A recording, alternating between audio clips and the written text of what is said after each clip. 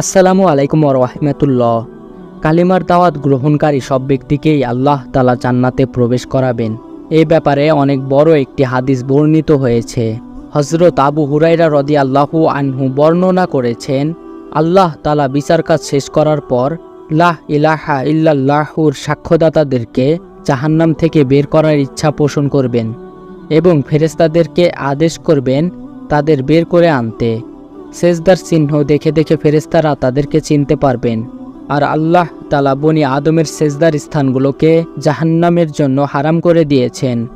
সুতরাং ফেরেশতারা তাদেরকে এমতো অবস্থায় বের করবে যে তখন তাদের দেহ থাকবে কয়লার মতো।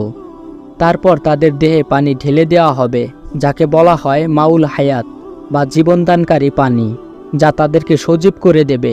এ সময় জাহান্নামের দিকে মুখ করে এক ব্যক্তি দাঁড়িয়ে থাকবে আর বলবে, হে আল্লাহ, জাহান্নামের লু হাওয়া আমাকে ঝলসে দিয়েছে, এর জ্বলন্ত আঙ্গার আমাকে জ্বালিয়ে দিয়েছে, সুতরাং তুমি আমার চেহারাটাকে জাহান্নামের দিক থেকে ঘুরিয়ে দাও।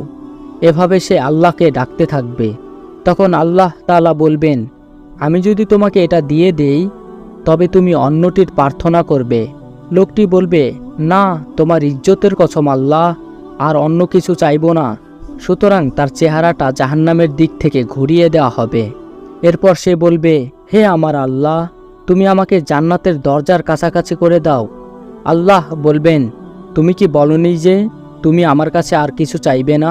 আফসোস তোমার জন্য আদম সন্তান, তুমি কতই না গাদ্দার। সে এরূপ প্রার্থনা করতে থাকবে। তখন আল্লাহ বলবেন, আমি যদি তোমাকে এটা দিয়ে দেই তবে তুমি অন্য কিছু আমার কাছে দাবি করবে।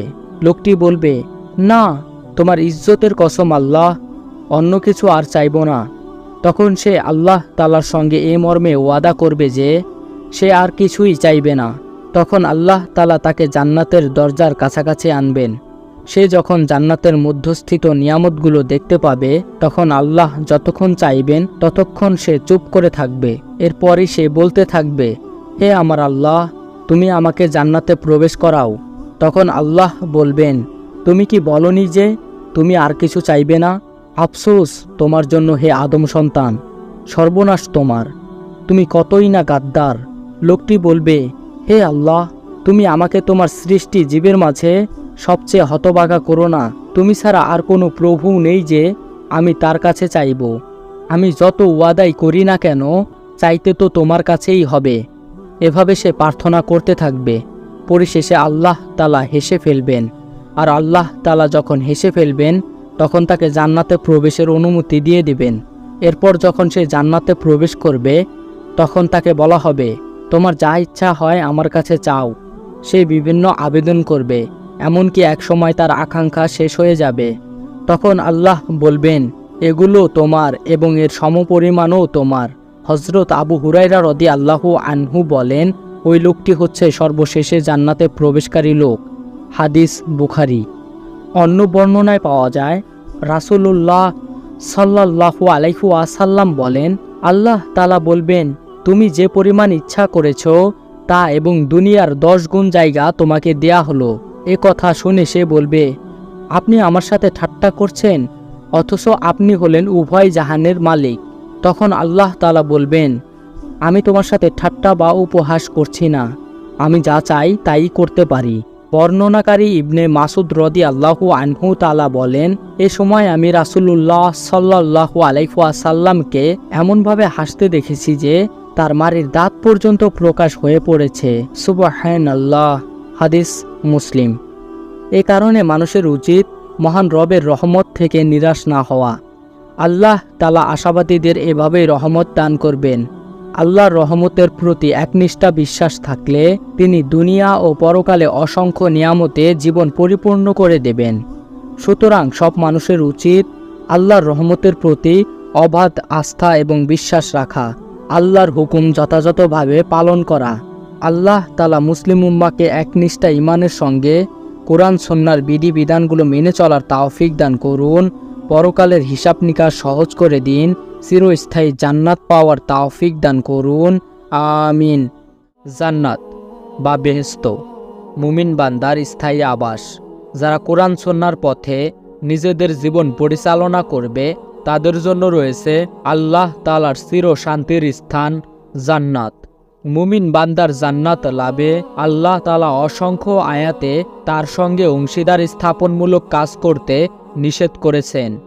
এমন অনেক কাজ রয়েছে যা মানুষকে অনিচ্ছা সত্ত্বেও শিরকের দিকে ধাবিত করে।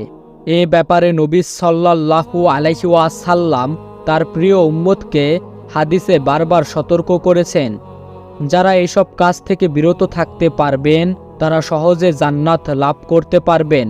হাদিসে এসেছে, হযরত ইবনে আব্বাস রাদিয়াল্লাহু আনহু থেকে বর্ণিত, প্রিয় নবী সাল্লাল্লাহু আলাইহি ওয়াসাল্লাম ইরশাদ করেছেন, আমার উম্মতের মধ্যে ৭০,০০০ লোক বিনা হিসাবে জান্নাতে প্রবেশ করবে। তারা হলো ওই সব লোক যারা মন্ত্র তন্ত্র দ্বারা ঝাড়ফুঁক করায় না, অশুভ লক্ষণ বলে কিছু বিশ্বাস করে না এবং তারা শুধু তাদের প্রতিপালকের উপর ভরসা করে। হাদিস বুখারী ও মুসলিম। উল্লেখিত হাদিস দ্বারা প্রমাণিত হয়, যারা সুখে দুঃখে সর্ব অবস্থায় একমাত্র আল্লাহ তাআলার উপর অবিচল আস্থা এবং বিশ্বাস স্থাপন করে তারাই আল্লাহর প্রিয় বান্দা। আল্লাহ তাআলা মানুষের জন্য কোরআনে অসংখ্য আমল রেখেছেন। তার শর্ত হলো, এ সকল আমল তখনই কার্যকরী সফলতা দান করবে যখন বান্দা আল্লাহ তাআলার হুকুম যথাযথ পালনের মাধ্যমে তার নিকট সাহায্য চাইবে। পক্ষান্তরে বর্তমান সমাজে প্রচলিত জাদুবিদ্যা, তন্ত্র মন্ত্র, ঝাড়ফুঁক, কবিরাজি ইসলাম সমর্থন করে না। কারণ এতে নাজায়েজ এমন অনেক কাজ হয় যে মানুষ আল্লাহর উপর আস্থা না রেখে কবিরাজের জাদু মন্ত্রের প্রতি ঝুঁকে পড়ে। ইসলামে চিকিৎসা করা সুন্নাত, কারণ আল্লাহর রাসূল নিজেও অসুস্থ হয়ে চিকিৎসা গ্রহণ করেছেন। আল্লাহ তাআলার উপর পরিপূর্ণ আস্থা এবং বিশ্বাস রেখে বৈধ উপায়ে চিকিৎসা নাজায়েজ নয়। কুরআনুল কারিমের অসংখ্য আয়াত রয়েছে যেগুলো নিয়মিত আমল করে অথবা পড়ে দম বা ফু দিলে মানুষের অনেক উপকার হয়, অনেক অনিষ্ট থেকে মুক্তি লাভ করে। আবার বিশ্বনবীর হাদিসেও অসংখ্য দোয়া ও আমল রয়েছে যা বিভিন্ন জটিল রোগের চিকিৎসায় কার্যকরী।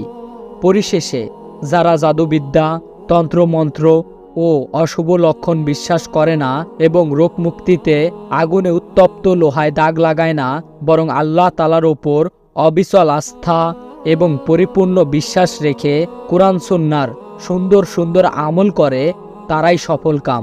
হাদিসে তাদেরকে বিনা হিসাবে জান্নাত লাভের ঘোষণা দেওয়া হয়েছে। সুতরাং আল্লাহ তাআলা মুসলিম উম্মাহকে উল্লেখিত অন্যায় কাজ থেকে হেফাজত করে সহজে জান্নাত লাভে তার উপর পরিপূর্ণ আস্থা এবং বিশ্বাস রাখার তাওফিক দান করুন। আমিন।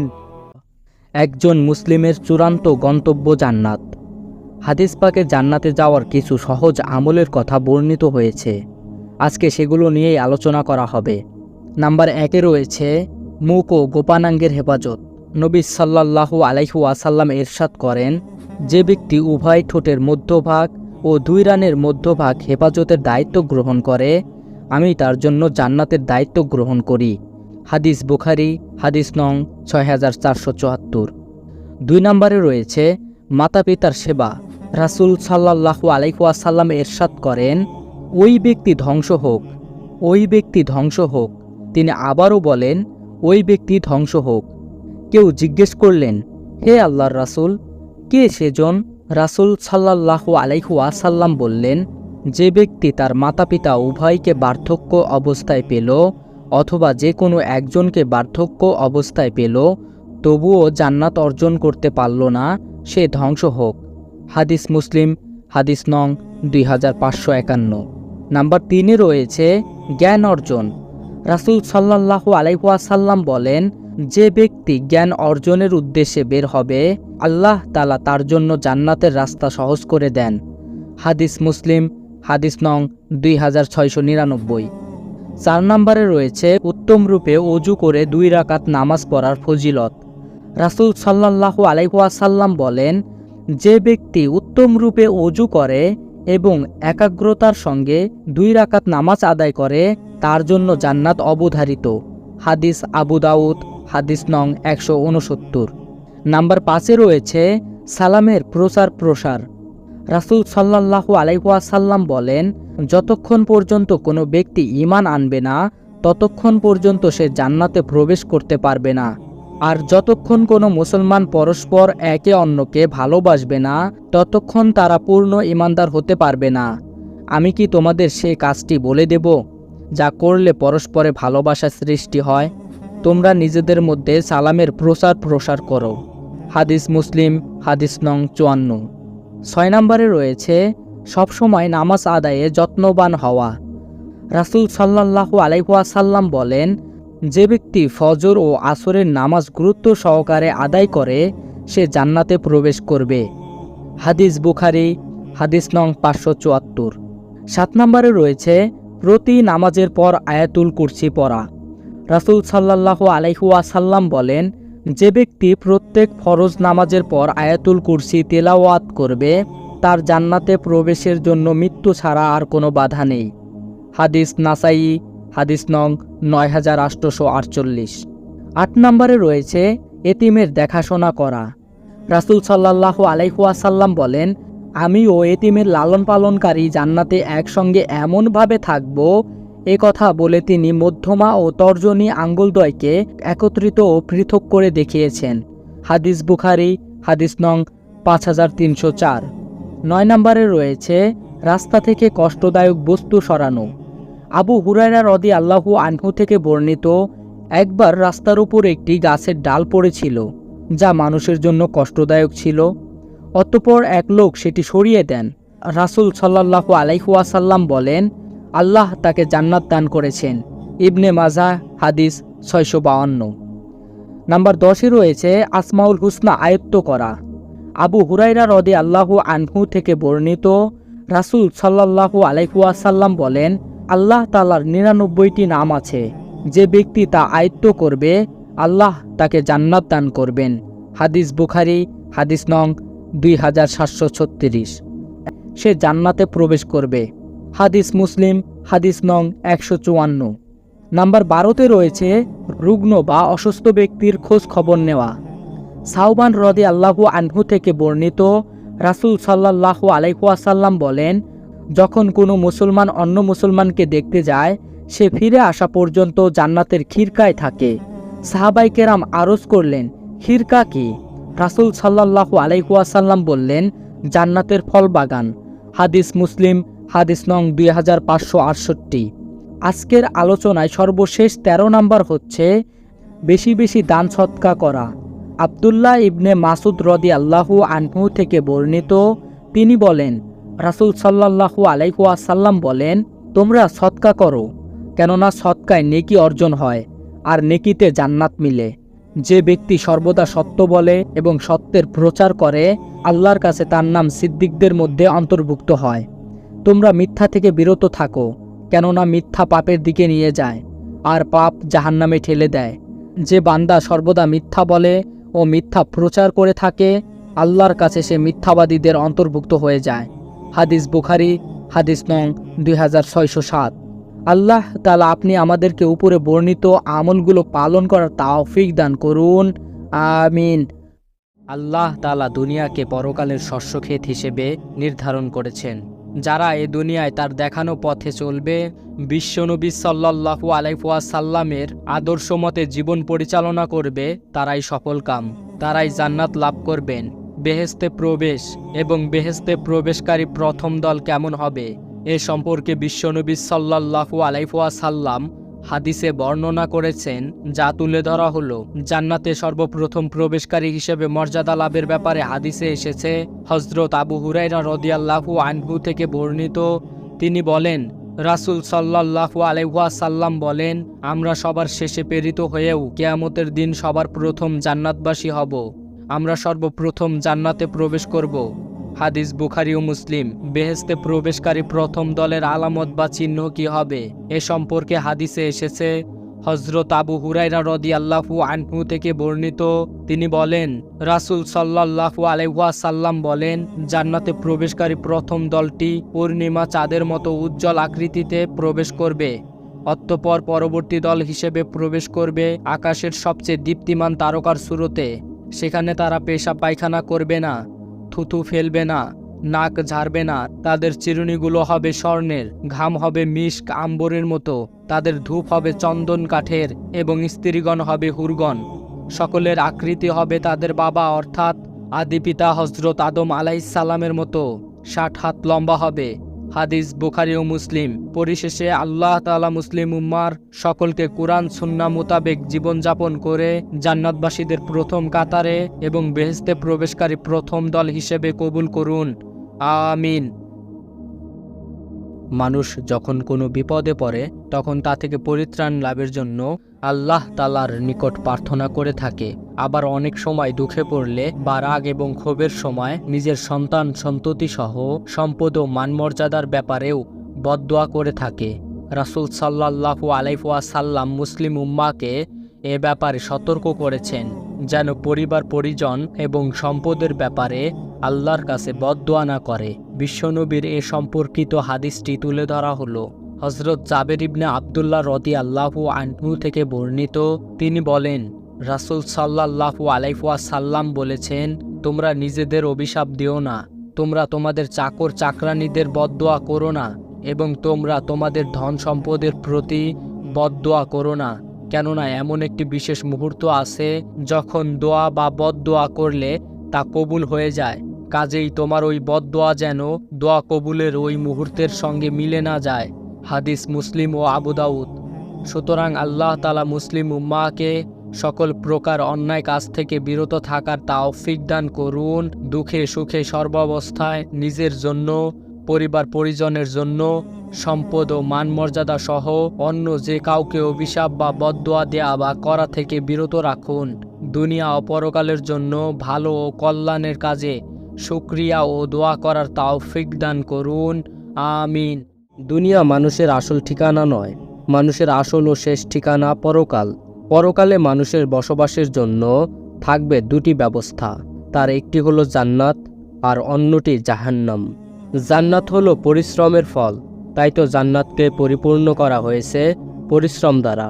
আর জাহান্নাম হলো কুপ্রবৃত্তির উপহার, তাই তো জাহান্নাম পরিপূর্ণ করা হয়েছে প্রবৃত্তি দ্বারা।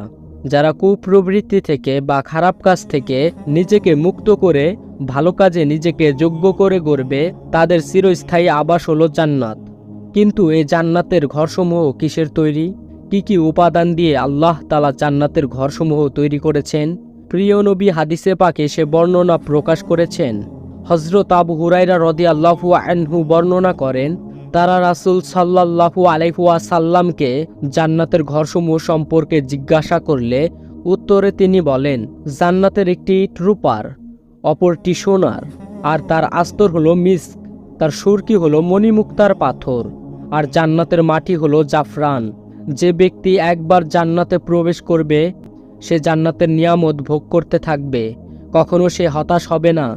জান্নাতে চিরকাল থাকবে, সেখানে সে কখনো মরবে না। তাদের পরিধানে যে কাপড় থাকবে তা কখনো পুরাতন হবে না এবং তাদের যৌবন কখনো শেষ হবে না। হাদিস তিরমিজি ও মুসনাদে আহমদ।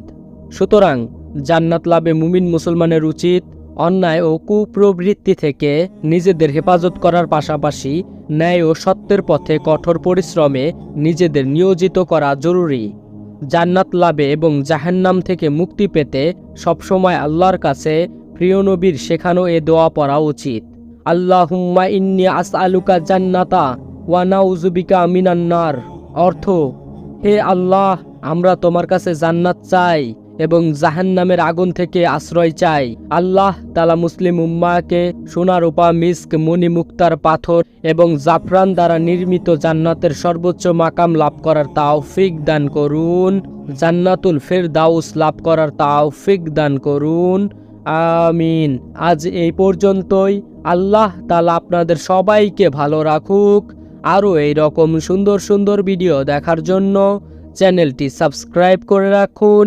আসসালামু আলাইকুম।